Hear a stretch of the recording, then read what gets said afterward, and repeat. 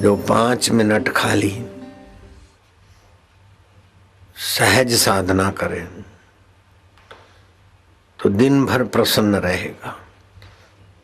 भगवान हम तुम्हारे तुम हमारे, ओम शांति, ओम हरि हरि ओम। फिर श्वास अंदर गया ओम, बाहर आया तो गिनती, श्वास अंदर गया शांति, श्वास अंदर गया सो, बाहर आए हम, सो हम, अथवा ओम एक, ओम दो। केवल 5-7 मिनट की ये तत्परता से भगवत भाव से साधना करे, दिन भर प्रसन्न रहेगा। कुछ समय के बाद बाहर की सुविधाओं में तो सुखी रहेगा, लेकिन असुविधाओं में भी अंतरात्मा के सुख से तृप्त रहेगा। वस्तु खूब मिलेगी तो भी ठीक है, कम मिलेगी ठीक है। वस्तु और व्यक्तियों की गुलामी के बिना का सुख चमचम चमकने लगेगा। वो सुख के पीछे तुमको भागना नहीं पड़ेगा, सुख तुम्हारे पीछे पीछे आएगा। यश के पीछे तुमको भागना नहीं पड़ेगा। खाली 5-7 मिनट हो परमात्मा साधना करे। इसमें आंख की पुतली दबाना नहीं है, परिश्रम नहीं करना है। आंख की पुतली को जोर देकर जो ध्यान करते उनका सिर दर्द, सिर पर गर्मी।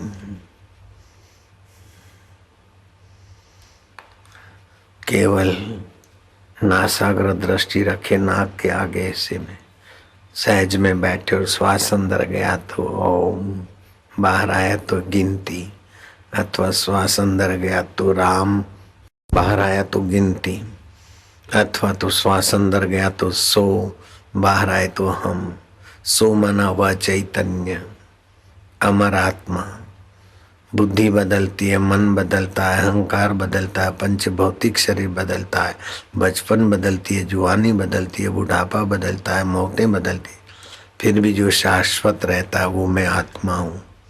सो हम, वो आत्मा परमात्मा का अभिन्न अंग हूँ। सो हम 5-7 मिनट खाली ये विश्रांति योग करें। इससे श्वास की गिनती से प्राण तालबद्ध होंगे। इंद्रियों का स्वामी मन है, मन का स्वामी प्राण है।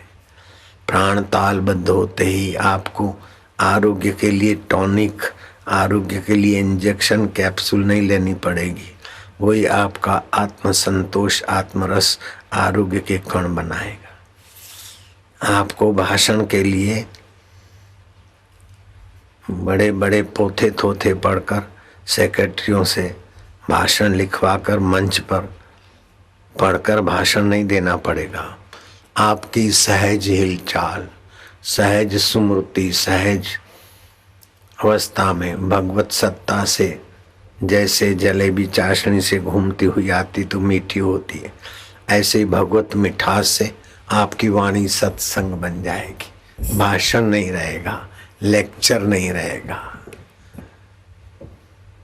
नेता लेक्चर करते, भाषण करते हैं, कथाकार कथन करते, कथा करते हैं, लेकिन जो भगवान को अपना, अपने को भगवान का मानकर रसमय होता है और भगवान के ज्ञान से बुद्धि संपन्न है, भगवान के प्रेम से नजरिया प्रेममय है, वो संत जब बोलते तो सत्संग हो जाता है। वाणी तो वही, जीव तो वही, मानुषी जीव है, कान भी वही, लेकिन संत बोलते तो सत्संग हो जाता है, कथाकार बोलते तो कथा हो जाती, और नेता बोलते तो पार्टी का भाषण हो जाता है। वाणी ऐसी बोलिए मनवा शीतल होए, बोलने के पहले हे मधुमय प्रभु आप ही बुलवाए, बस ऐसा करके बोलो तो फिर कपट नहीं रहेगा, भय नहीं रहेगा। हे मधुमय नाथा, सामने वाले में भी तो ही है नारायण नारायण नारायण नारायण। पहले मधुमय भगवान के नाम की स्मृति, चिंतन, शांति, बाद में बोलो तो आपकी वाणी भी तपस्या हो जाएगी। दूसरे पर प्रभाव डालने के लिए जो बोलते हैं वे तो ठग होते हैं, सेल्समैन होते हैं। ऐसा नहीं, सामने वाले का मंगल हो तो भगवान सबका मंगल सोचते। तो आप भी भगवत ध्यान करोगे तो आपकी भगवतीय दृष्टि हो जाएगी। सबका मंगल, सबका हित, बड़ी बड़ी मंगलदायी विचारना और मंगलदायी काम आपके द्वारा होने लगेंगे। आपको बोझा नहीं लगेगा और समाज का बहुत बड़ा भारी लाभ होगा। और जो छल कपट से भरा है उसको तो बोझा भी लगेगा, पाप का भी संग्रह होगा, विफलता भी होगी। देखो रावण ने कितनी कितनी चालाकी की यशस्वी होने के लिए, सोने की लंका बना के दे दी प्रजा को, फिर भी रावण का यश टिका नहीं। न गरीब होने में सार है, न अमीर होने में सार है, न देवता होने में सार है। देवता पुण्य नाश करके भोग भोगते हैं, गंधर्व गान करते करते जीवन पूरा कर देते हैं, आत्मगान को नहीं पाते। हे राम जी, त्रिभुवन में 14 लोकों में घूमकर मैंने देखा, न देवता होने में सुख है, न मनुष्य होने में, न गंधर्व होने में, न विद्वान होने में सुख है, न अनपढ़ होने में सुख है, न यक्ष होने में सुख है, न किन्नर होने में सुख है, न राक्षस होने में सुख है, न मोहिनी प्रवृत्ति वाला होने में सुख है। राम जी, त्रिभुवन में 14 लोकों में मैंने खूब बारीकी से देखा कि कोई पूर्ण सुखी नहीं है। एक जगह पर सुख है जहाँ संत का मन ठहरता है, उस परमात्मा में जो विश्रांति पाता है वह सुखी। तो मैं आपको वही उपाय बताता हूँ कि परमात्मा में जहाँ संत का मन ठहरता है वहाँ आपके मन को ठहराओ। आज से ही शुरू कर दो। भगवान को आकाश में मानने की गलती निकाल दो। केवल मंदिर में ही है नहीं, मंदिर में भी है, सर्वत्र है, लेकिन हृदय मंदिर में ही है। विशेष मिलेगा, अनुभव होगा। श्वास अंदर जाए तो बाहर आए तो गिनती, श्वास अंदर जाए शांति, बाहर आए तो गिनती, श्वास अंदर जाए तो आनंद। ऐसा 5-7 मिनट आज से शुरू कर दो। प्राण तालबद्ध होगा, मन रसमय होने लगेगा। एक दिन की बात नहीं, थोड़ा अभ्यास करो।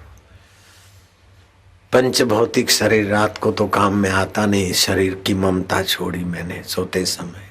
पंचभूतों का शरीर पंचभूतों के हवाले, मन बुद्धि और अहंकार आदि दैविक शक्तियों के हवाले, और आत्मा परमात्मा के हवाले। रोज होता है, लेकिन जानबूझ के हुए तो बेड़ा पार हो जाए।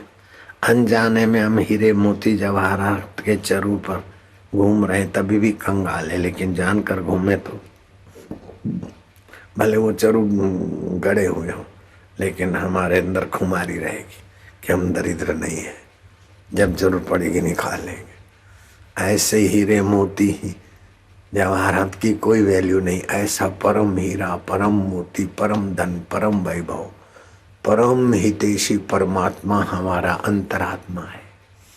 बस उसको महत्व दो, उसकी स्मृति करो, उसके नाते ही सबसे व्यवहार करो, तो आपकी बुद्धि में प्रीति योग आ जाएगा।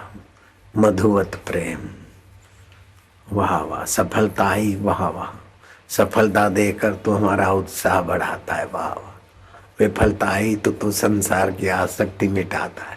विफलता और सफलता, उपलब्धि और अनुपलब्धि गौण हो जाएगी। भगवान की प्रीति और रस महत्वपूर्ण हो जाएगा।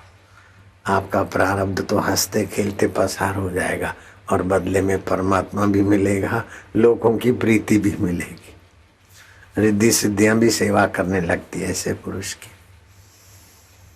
वायु अपना रुख बदल देगा ऐसे महापुरुष के लिए।